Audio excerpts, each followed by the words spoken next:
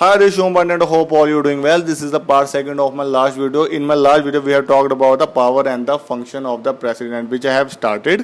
तो उसमें हमने बात की थी एग्जीक्यूटिव पावर हमने देख ली थी, लेजिस्लेटिव पावर देख ली थी और फाइनेंशियल पावर तक हमने देख ली थी. अब हम बात करेंगे जुडिशियल पावर से. तो सबसे पहले जुडिशियल पावर में क्या मतलब एक तरह से जुडिशियली पावर क्या मिल रखी है हमारे प्रेसिडेंट को, तो वो है सबसे पहले appointment of chief justice of India and supreme court and high court जजेस आर ऑन हिम. तो जैसे कि आपको पता है सीजीआई जो आज के टाइम में अरविंद बोबड़े जी हैं, वो चीफ जस्टिस ऑफ इंडिया, वो हाईएस्ट पोस्ट मानी जाती है हमारे जुडिशरी सिस्टम की. ठीक है, पहली बात ये. और इनका जो मेन काम होता है वो क्या होता है, एलोकेशन ऑफ केसेस. जो एलोकेशन का मतलब होता है अलग अलग केस किस किस को बांटना है, कौन कौन से कोर्ट को बांटना है, वो इनका मेन बेसिकली काम होता है. और सुप्रीम कोर्ट के जो जज होते हैं सबसे बड़े जज माने जाते हैं हमारे कोर्ट के हिसाब से, और उसके बाद हाई कोर्ट के जज भी बहुत बड़े जज माने जाते हैं. तो इनकी अपॉइंटमेंट कौन करता है, हमारा प्रेसिडेंट. तो पहली चीज इनकी ये होगी appointment of chief justice of India, supreme court and high court जजेस. सेकंड है he take advice from the supreme court, however those advice are not binding on him.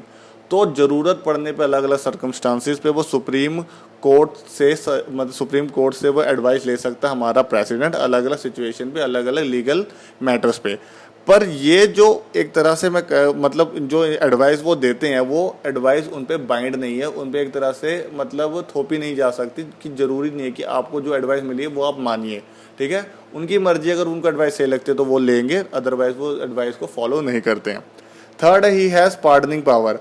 अब ये बहुत इंपॉर्टेंट चीज़ है, बहुत इंपॉर्टेंट टॉपिक हो जाता है कि हमारे जो प्रेसिडेंट है उनके पास पार्डनिंग पावर है. पार्डनिंग पावर का मतलब क्षमा करने की पावर, माफ करने की पावर. तो और ये मेंशन हमारे आर्टिकल 72 में, ये पूछा जाता है पार्डनिंग पावर किस में मेंशन है, तो आर्टिकल 72 में मेंशन है. जल्दी से पढ़ लेता हूँ. He has been confirmed with the power to grant pardon against punishment and offence against the law of union law, punishment of by the martial court और डेथ सेंटेंसेस. तो अलग अलग तरह की पनिशमेंट मिली होती है किसी ऐसे मुजरिम को, उसने कोई क्राइम किया है, ठीक, कोई ऑफेंस किया है, कोई पनिशमेंट में उनको डेथ सेंटेंस भी मिली होती है, अलग अलग लाइफ इम्प्रिजनमेंट या जेल की या प्रिजनमेंट की सजा मिली होती है. तो उसको कैसे अलग अलग तरीके से वो माफ़ी कर सकते हैं. तो माफ़ करने के अलग अलग तरीके. सबसे पहले हम बात करते हैं पार्डन की. पार्डन में क्या होता है, पार्डन में ये होता है कोई भी कन्विक्शन होती है, कोई भी कन्विक्ट होता है, मुजरिम पे कोई भी एक तरह से जो पनिशमेंट होती है उसको कंप्लीटली तरीके से माफ़ कर देना. जो भी पनिशमेंट उसको मिली है वो कंप्लीट तरीके से उसको माफ़ कर दिया जाता है, उसको पार्डन कहा जाता है. ठीक है. Second, commutation. कम्यूटेशन में क्या होता है, इसमें नेचर चेंज कर दिया जाता है पनिशमेंट का. ठीक है, nature of the punishment of convict can be change. जैसे फॉर एग्जांपल एक मुजरिम को ये सज़ा मिली है, ये पनिशमेंट मिली है, उनको डेथ सेंटेंस मिला है. डेथ सेंटेंस का मतलब उनको मतलब फांसी की सज़ा मिली है, और उसको उन्होंने चेंज कर दिया. कॉम्पिटिशन में उन्होंने नेचर चेंज कर दिया. उनको डेथ सेंटेंस मिला था पर उनको चेंज करके उन्होंने प्रेसिडेंट ने क्या कर दिया, लाइफ इम्प्रिजनमेंट, उम्र कैद की सज़ा कर दी. तो उसको कॉम्पिटिशन कहते हैं कि आपने इसकी नेचर चेंज कर दी. नेचर क्या थी पहले की, इसको आपने हैंग टिल डेथ करना है, मतलब इसको आपने फांसी की सज़ा दी है, पर लेकिन फांसी की सज़ा ना होते हुए इसको आप अपने उम्र कैद कर दिया. तो आपने यहाँ पे नेचर चेंज कर दिया है. ठीक है, तो उस कॉम्पिटिशन में नेचर को चेंज कर दिया जाता है पनिशमेंट की. थर्ड वन है रेमिशन, reduce the term of imprisonment. जिसमें आपको सिंपली समझ गया होगा कि किसी को एक 70 साल की सज़ा मिली है, उसको रिड्यूस करके 50 साल, 60 साल या 40 साल की सज़ा को कर दिया. अगला है रिस्पाइट. अब रिस्पाइट बहुत इंपॉर्टेंट है, इसको समझिए. Respite award lesser punishment than original punishment by looking at the special condition of a convict. समझिए, आप किसी एक मुजरिम को कोई सज़ा मिली हुई है, उसकी ओरिजिनल सज़ा है मान के चलिए 50 साल की, पर कुछ स्पेशल कंडीशन में क्या होता है, कोई मेडिकल कंडीशन आ गई, या फिर कोई वुमेन ऑफेंडर है, वुमेन मुजरिम है, कोई औरत मुजरिम है और उसको मतलब प्रेगनेंसी हो गई है. तो इसमें क्या करता है जो प्रेसिडेंट होता है, उसकी सज़ा माफ़ कर देता है, उसको चेंज कर देता है. तो कोई एक पर्टिकुलर ग्राउंड मतलब कोई एक वजह देख के, या तो मेडिकल कंडीशन देख के या प्रेगनेंसी की एक कंडीशन देख के वो उसकी सज़ा को कम कर देता है या चेंज कर देता है. तो उसको क्या कहा जाता है, respite. And last is reprieve. अब रिप्राइव बहुत इंपॉर्टेंट इसलिए भी बन जाता है क्योंकि इसके करंट में भी न्यूज़ बनते रहते हैं. Reprieve stage the execution of the awarded sentence by the temporary period. अब क्या होता है कि फॉर एग्जाम्पल किसी एक को मतलब सज़ा मिली है, चाहे उम्र कैद की या फांसी की, तो वो क्या होता है, वो थोड़ी देर के लिए इस मतलब जो भी उनकी सज़ा होती है उस पर रोक लगा देना. अगर जैसे कि मान के उनको फांसी की सज़ा थोड़ी देर के लिए रोक लगा दी, उनको 7 तारीख को फांसी होनी थी फॉर एग्जांपल सितंबर को, पर लेकिन रोक लगा दी तो उनको आगे टल गई उनकी सज़ा, और वो कंटिन्यूसली मतलब एक तरह से लेटर लिखते रहते हैं किसको, प्रेसिडेंट को अपनी सजा माफ कराने के लिए। अब इसके एग्जांपल से आपको समझाता हूँ। जैसे कि निर्भया कांड जो हुआ था दिल्ली में, रेप केस जो आपको पता होगा, उसमें जो उनके विक्टिम्स थे, आई मीन विक्टिम्स और मैं कहूँगा उनके जो विक्टिम्स, सॉरी मैंने गलत वर्ड कर लिया, जो उसके अपराधी थे एक तरह से, जो ऑफेंडर्स थे जिन्होंने ये किया था, वो बार बार ये रिप्राइव की चीज़ों को यूज़ कर रहे थे, रिप्राइव की जो कंडीशंस को यूज़ कर रहे थे, वो बार बार एक तरह से पार्डनिंग के लिए, अपनी क्षमा के लिए, या अपनी उनकी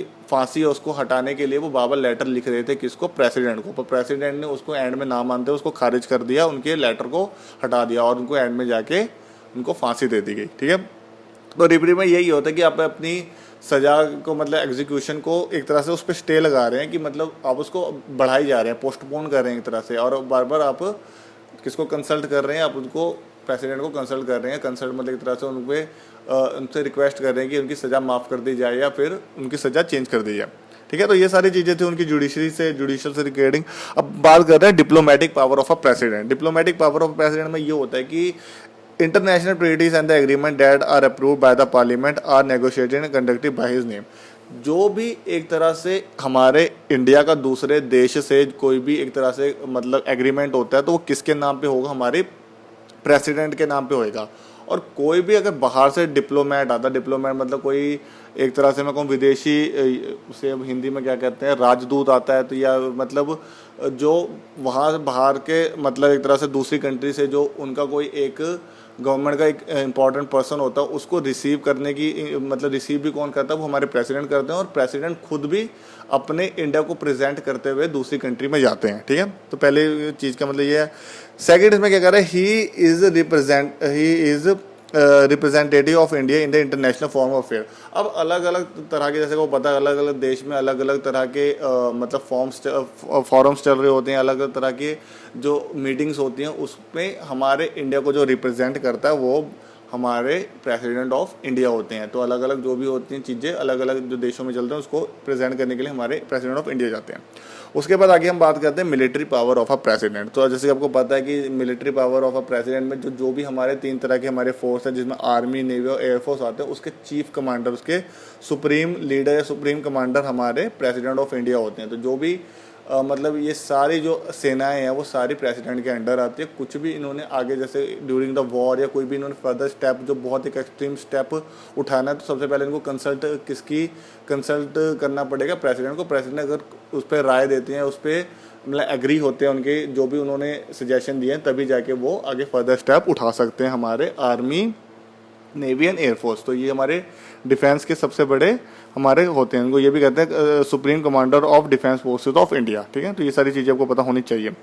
emergency power of a president. तो emergency power of a president क्या होते हैं? जैसे कि आपको पता है 3 तरह की इमरजेंसी होती है। नेशनल इमरजेंसी जो 352 आर्टिकल में, उसके 4 आर्टिकल के गैप के बाद आपकी प्रेसिडेंट रूल आता है, जिसको हम कहते हैं कॉन्स्टिट्यूएंट मतलब प्रेसिडेंट रूल भी कहते हैं। ठीक है, उसके बाद आगे आपका थर्ड होता है फाइनेंशियल इमरजेंसी, जो कि 4 के गैप के बाद फिर से आता है। ठीक है, 352, 356 एंड 360।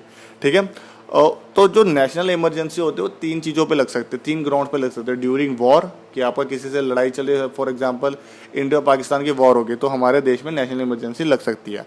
उसके बाद होता है आपका एक्सटर्नल एग्रेशन। एक्सटर्नल एग्रेशन की मतलब कि बॉर्डर पे दोनों हमारे देश की सेना और दूसरे देश की सेना आ चुकी, कभी भी लड़ाई हो सकती है, तो तब भी नेशनल इमरजेंसी लग सकती है।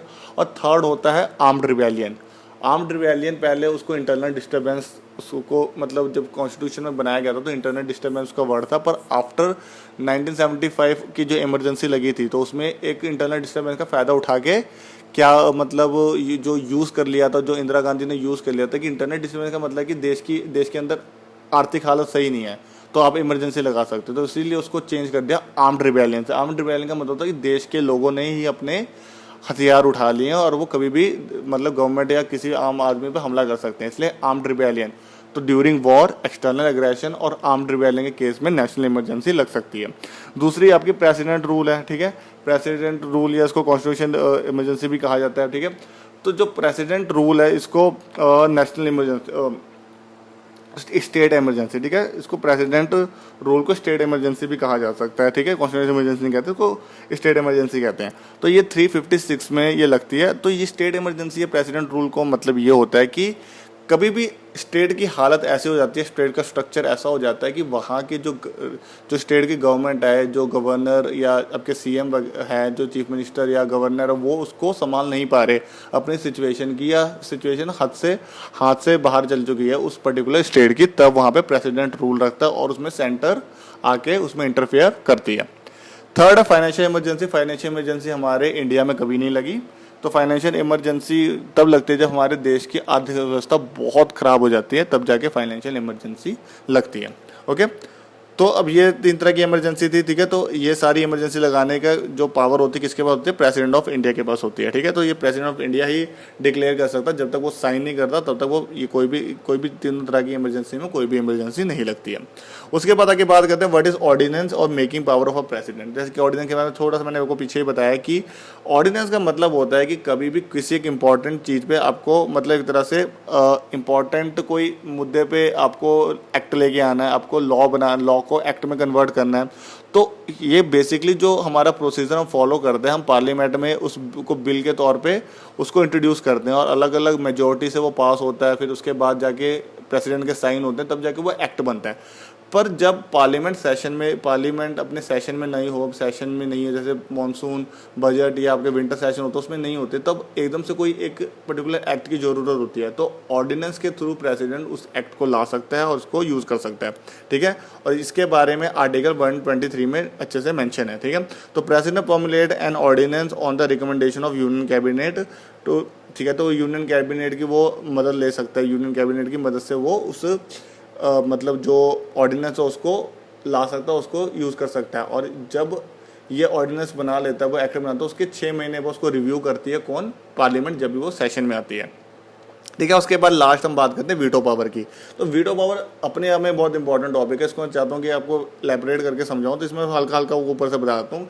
वीटो पावर बेसिकली क्या कहते हैं, 3 तरह की वीटो पावर मिली हुई है हमारे प्रेसिडेंट को, ठीक है। उसमें से पहले होती है सस्पेंसिव वीटो, उसके बाद आपकी पॉकेट वीटो, एंड उसके बाद होती है एब्सोल्यूट वीटो, ठीक है। Suspensive veto, absolute veto and pocket veto, ठीक है। तो ये 3 तरह की वीटो होती है, तो इसके बारे में डिटेल से बात करेंगे। अब कोई भी बिल इंट्रोड्यूस होता है हमारे पार्लियामेंट में, तो उसके रिगार्डिंग उसमें वीटो पावर होती है प्रेसिडेंट को, क्या क्या तरह की वीटो पावर होती है, कुछ डिटेल में मैं आपका नेक्स्ट वीडियो बनाऊंगा, ठीक है। तो यहाँ तक पावर थी हमारे प्रेसिडेंट की। I hope you enjoyed it. Okay, thank you very much.